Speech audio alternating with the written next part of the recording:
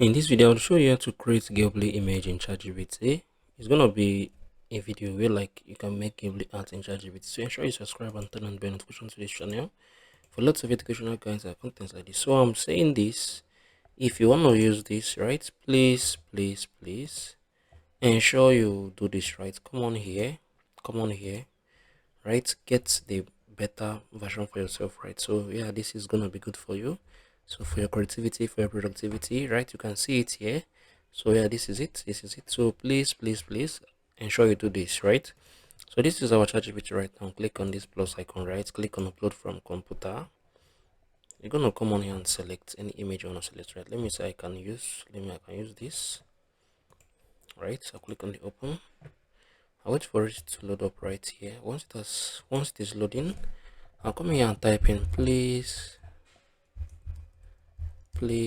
convert this to the Ghibli style art, right? So this is what you're gonna click. Please convert this to the Ghibli style art. So you can see this. I'm gonna just click on this, right? I'm gonna click on this. It's gonna load up, right? So I'm gonna wait for it to gradually open. So you can see this. Yeah, so our image is currently getting on. So this is it.